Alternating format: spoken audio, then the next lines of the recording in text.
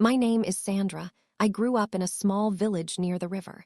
I lived with my sister, Mrs. Joe, and her kind husband, Joe Gargery. Joe was a blacksmith. He worked hard and had a warm heart. My sister was strict and often angry, but Joe was gentle. I helped him sometimes in his little workshop. I liked the sound of the hammer and fire. It made me feel safe. We did not have much money. Our house was small, but Joe always said we had love, and that was enough. I often looked out at the road and dreamed of something more. I wanted to see London one day. I wanted to be a lady, to wear fine clothes, to live in a big house. But dreams were far away from our little village. One cold evening, something strange happened. I was walking near the churchyard. The wind was cold and the sky was gray. Suddenly, a man came out from behind the graves. His clothes were dirty. His face was full of fear. He was shaking. He said, "Don't scream." I froze. He looked hungry and weak. He asked for food and a file to cut his chains. I was scared, but I felt sorry for him. I promised to bring him what he needed. That night, while my sister slept, I quietly took some bread and meat from the kitchen. I also took a file from Joe's tools. The next morning, I went back to the churchyard and gave the things to the man. He said, "God bless you, girl." I ran home quickly, my heart beating fast. Later, I heard that 2 prisoners had been caught. I never forgot the look in that man's eyes. Some weeks later, a rich lady in the village sent a message. Her name was Miss Havsham. She wanted a young girl to visit her house and play. My sister was happy because she thought Miss Havsham might help us one day. So one morning, Joe took me to her big strange house called Sutty's house.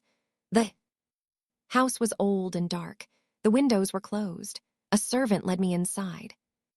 Miss Havsham was sitting in a room full of old things. She wore a wedding dress, but it was yellow and dusty. She had not taken it off for many years. The clocks in her house had stopped at the same time. She looked at me carefully and smiled in a sad way. "Come here, Sandra," she said softly. "You may play with the boy in the garden. There I met Pip." He was about my age with kind blue eyes and a shy smile. He looked nervous. Miss Havsham watched us play cards and asked me to talk with him. Sometimes she laughed quietly to herself. I did not understand her. There was a strange sadness in the house, and I could feel it. Pip was gentle, but Miss Havsham seemed to enjoy seeing me speak coldly to him. She would whisper, "Break his heart." When I came home, I could not stop thinking about that house. Everything there felt different, like a dream that was both beautiful and sad.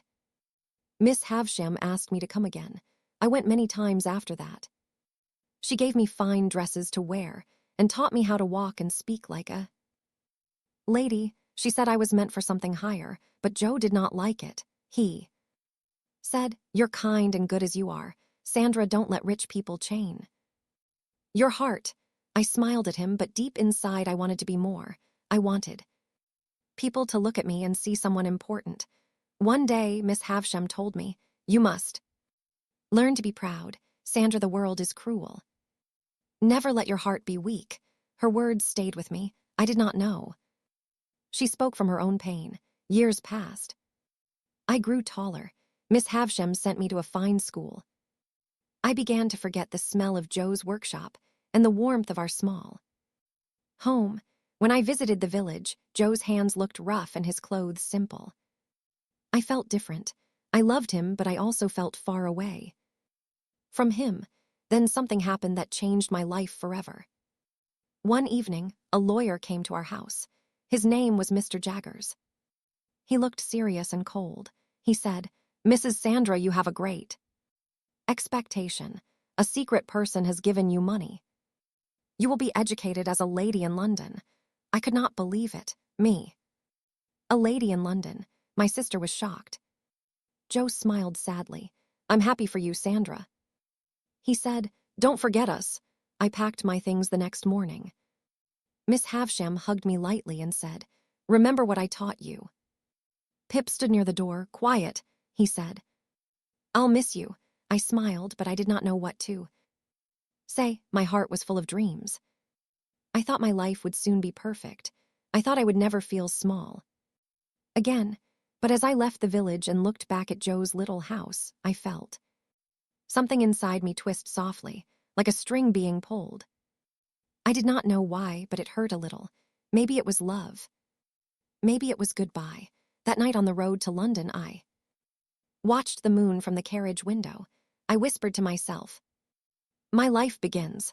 Now, before I continue the story, please like, subscribe, share, and tell me where you are listening from. Your support means a lot to me. Now, let's continue. London was big, loud, and full of smoke. I had never seen so many people before. The streets were busy, the carriages never stopped, and the air smelled of rain and horses. I lived in a fine apartment with a maid and a teacher who helped me learn how to behave like a lady. I had lessons in reading, dancing, and music. Sometimes I looked at myself in the mirror and almost did not know who I was. At first, everything felt like a dream. I had new dresses, soft shoes, and dinners with candles and gold plates. People called me Miss Sandra. They said I was beautiful. When I walked through the streets, men turned to look. I smiled proud and tall, just like Miss Havsham had taught me. But sometimes, late at night when the city was quiet, I thought about Joe. I could almost hear the sound of his hammer. I remembered his kind eyes and his warm voice. I missed him, though I did not say it. I told myself that life in London was what I wanted, that love and dreams were the same thing, but deep inside I was not sure. One evening, Mr. Jaggers called me to his office. He said, Mrs. Stella, your education is complete. You are now a lady. You will meet people of high class. Choose your friends carefully. His face never changed. I asked him about my secret benefactor, but he only said that person wishes to remain unknown. I often went to dinners and dances. Many young men wanted to talk to me. Some spoke about their houses and their money. I smiled, but none of them touched my heart. I told myself I had no time for love. Love, I thought, made people weak. Then one day, I saw Pip again. He was not the same boy I had played within Miss Havsham's garden. He was tall, handsome, and quiet. His clothes were clean and fine. When he saw me, he smiled in a shy way. Like before, Sandra, he said softly, you look wonderful. Something in his voice made me remember our old days. I wanted to smile back, but I didn't. Miss Havsham's words were still in my mind. Be proud. Never show weakness, so I said, you have changed too, Pip. Here you live in the city now. He nodded. Yes, I am learning to be a gentleman. We met again several times. Pip was always kind and gentle. He asked about my studies, my life, and if I was happy. I told him I was very happy, but when I looked into his eyes, I saw a warmth that scared me. It felt too honest, too strong. I didn't know how to handle that feeling. Sometimes Miss Havsham invited me back to Sutty's house. She was older now and her face looked tired. She would ask, do men still follow you, Sandra? I said yes. She smiled a cold smile. Good, let them love you but never love them back. I wanted to ask her why she hated love so much, but I was afraid. I thought maybe she had once been hurt. I didn't want to be hurt like her, so I listened to her advice. I told myself love was dangerous. Months passed. Pip began to visit me often. We went for walks by the river or sat quietly in the garden. He looked at me with eyes full of something I didn't understand. Sometimes when he spoke, I could hear his heart behind his words. Sandra, he said once, you are in my thoughts all the time. I looked away. Please don't say that. Pip, why not? He asked. Because it cannot be, I said. I cannot love you. I saw pain in his eyes, but he smiled. You don't have to say it now, he whispered. Maybe one day. That night I couldn't sleep. I stared at the ceiling and thought about Pip's words. Why couldn't I love him? He was kind and true, but Miss Havsham's voice returned in my mind, sharp and cold. Love breaks hearts, be strong. I had promised myself I would never be weak. Some months later, I met a man named Bentley Drummle. He was rich, proud, and rude. He liked to talk about his money and his horses. I did not like him, but he was powerful. People respected him. When he looked at me, I saw admiration. Not love. That made me feel safe. Love was dangerous, but admiration was easy. One day, Miss Havsham called me to her room. "Sandra," she said, "you must marry soon. Drummle has asked for your hand." I was silent. "You should accept," she said. "You will have a grand life. You will never need anyone." I asked softly. "Is this what you want for me?" She looked away. "Yes, this is what I was made for, and what I made you for." Her words hurt me. I felt like a puppet in her story. But I said nothing. I was too afraid to displease her. That week, Pip came to visit me again. When he heard about my marriage, his face turned pale. "Sandra," he said, "you cannot marry that man. He doesn't deserve you." I said calmly. "You think you know me, Pip, but you don't. I am what Miss Havsham made me." His voice trembled. "No, Sandra, you are better than that. You have a heart, I have seen it." I looked at him and for a moment I wanted to cry, but I didn't. "I told you long ago, Pip, I cannot love you." He took my hand, his eyes wet. "I will always care for you even if you don't love me." I pulled my hand away. "Then please forget me." He left without another word.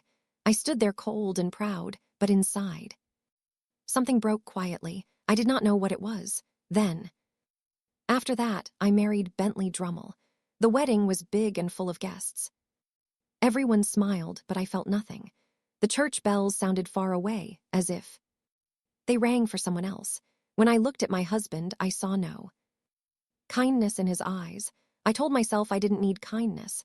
I needed strength. But marriage was not what I imagined. Drummle was cruel. He cared only about his money and friends. He often laughed at me or spoke to me harshly. When I cried, he said, "You wanted this life, didn't you?" Sometimes I sat alone and thought about Joe and Pip and the warm little house near the river. I remembered Joe's soft laugh and Pip's shy smile. I missed the simple days when love was real and life was small but full. Now I had everything I once dreamed of. Yet I felt empty. One winter night, Drummle came home angry. He had lost money in a bet. He shouted at me and broke a chair. I stood still, my hands shaking. When he left the room, I sat by the fire and whispered to myself, "Is this what greatness feels like?" Years passed slowly. I stopped writing letters to Miss Havsham. I could not forgive her, but I also could not hate her completely. I understood now that she had loved once, and her heart was broken. She had tried to protect me by teaching me not to love, but in doing that, she had stolen my heart's warmth. Then one day, I received news that Miss Havsham was ill. I went back to Sutti's house. The rooms were the same, dark and full of dust. Miss Havsham sat by the fire, her dress still old and yellow. When she saw me, she began to cry. "My dear Sandra," she said, "I made a terrible mistake. I wanted to save you from pain, but I gave you pain instead. Can you forgive me?" Her voice was weak. For the first time, I saw her not as a rich woman, but as a broken one. I held her hand. "I forgive you," I said quietly. She smiled faintly and tears rolled down her cheeks. "You were my only light," she whispered. That night, I stayed by her side until she slept. I looked around the room and thought about my life. I had become a lady just as I wanted. But I was not happy. I realized that being a lady was not about clothes or houses. It was about kindness, love, and truth. I had lost all three. When I left the house the next morning, the air felt heavy. I looked at the gray sky and wondered where Pip was. I had not seen him in years. I didn't know if he still cared or if he had forgotten me, but somewhere deep inside, a small voice said, "He never stopped." I walked slowly back to my carriage, holding my heart like a secret. For the first time, I wished I could turn back time to the garden, to the boy with blue eyes, to the moment when I could have said, "Yes, Pip, I love you." Too, but life does not turn back, it only moves forward. and I was finally beginning to understand what it had all meant. After my visit to Sati's house, I went back to London. The city did not look the same anymore. I had lived there for many years, but it no longer felt like home. My husband, Bentley Dummel, became colder every day. He was cruel and proud. I spoke less and less. When I looked at him, I saw a stranger. I realized I had made a mistake that I could never undo. One evening, he came home angry again. He shouted about his business, his money, and the people he hated. I stood still, silent, tired of his words. He called me heartless, but I no longer cared. His anger grew stronger every day. Months later, he had an accident with his horse. People said he fell during a race. He never came back home alive. I did not cry. I felt no hate, no joy, no sadness. Only silence. After his death, I sold our house and left the city. I wanted peace. I wanted air that smelled of trees, not smoke. I moved to a small cottage near the river. I planted flowers and kept a little dog for company. Life was quiet. Sometimes I thought about Miss Havisham and her sad eyes. I thought about my sister's small house, about Joe, and about Pip. I had not seen Pip for many years, but I often remembered him. When I sat near the fire, I could almost hear his gentle voice. I had treated him coldly, yet he never hated me. He had a kind heart that I had not understood. One morning, I received a letter. It said Miss Havisham had died. She had left a few things for me and asked me to come to Sati's house once more. I felt afraid to go back, but I knew I must. When I arrived, the house looked even older. The windows were broken. Dust covered everything. I walked through the rooms and felt the past around me. On a small table, I found a letter from her. In it, she wrote, "My dear Sandra, forgive me. I tried to make you strong, but I made you lonely. Do not live as I did. Open your heart before it is too late." I sat there for a long time, reading her words again and again. I cried quietly. Her house, once full of shadows, was now only a memory. I left it behind and walked into the garden. The sky was soft and gray. The wind was gentle on my face. I whispered, "Goodbye, Miss Havisham." Months passed. I continued my quiet life by the river.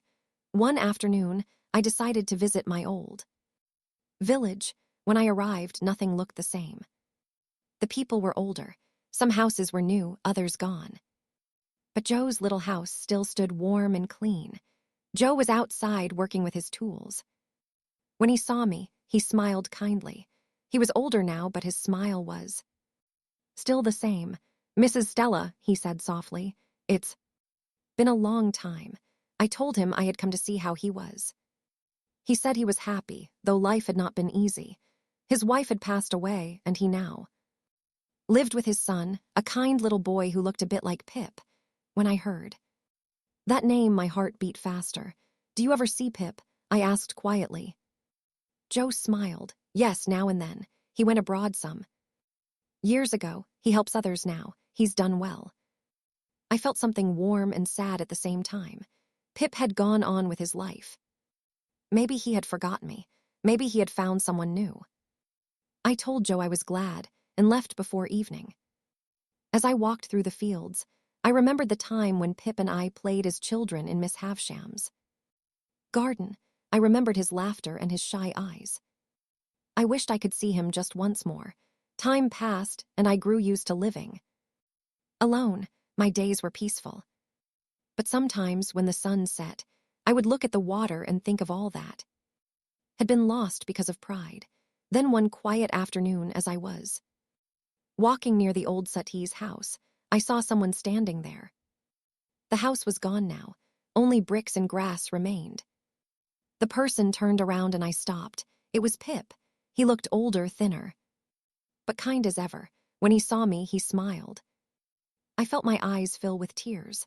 I had imagined this moment so many times, but now that it was real, I could hardly speak.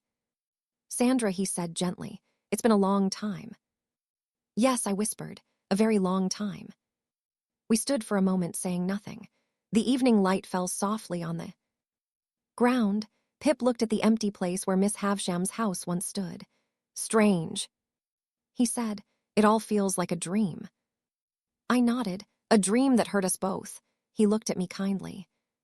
You have changed. Sandra, there is peace in your face now. I smiled sadly. I have learned what peace costs, Pip. It took lowing everything. He did not answer for a while. Then he said, I never stopped caring for you, even when I knew you could not love me. I felt tears in my eyes. You gave me the only love I ever knew. Pip, I did not understand it. Then I was blind. We walked together through the garden that had once been full of roses. Now it was only wild grass and silence. The air smelled of rain. I said softly, I am not the same woman I was. The coldness is gone. I hope you can forgive who I used to be. There is nothing to forgive, he said. We were both young and lost. Life has changed us. I looked at him, and in his eyes I saw the boy from long ago. The boy who had once given me his heart, without asking for anything in return. I took a deep breath. If I could go back, I said I would not break it, he smiled gently. We cannot go back, Sandra. But maybe we can start again, even as friends. I nodded. I would like that. We walked in silence, side by side, until the sky turned orange and gold. The air was soft and the wind carried the sound of the river far away. I looked at Pip and felt something peaceful inside me, something warm and calm. When we reached the gate, Pip stopped. Will you stay in the village? He asked. For a while, I said. The world feels smaller now, but it is kinder too. He smiled. Then maybe we will meet again. Maybe, I said softly. He held out his hand. I placed mine in his. It was the same hand that once belonged to a boy in Miss Havsham's garden, full of hope. We stood there for a moment saying nothing as the light faded. When he walked away, I watched him go until he disappeared into the dusk. I did not cry this time. My heart was no longer heavy. I had lived through pain and learned what truly mattered. I turned toward the ruins of the old house one last time. The walls were gone, but the memories stayed. I whispered into the wind, Thank you, Pip. Then I walked away, my steps light, my heart quiet. For the first time I felt free. Not rich, not proud, not broken. Just human, just alive. And though life would go on, I knew one thing for sure. Some love does not fade with time. It changes shape. It waits, it forgives, and that is what my great expectation finally became.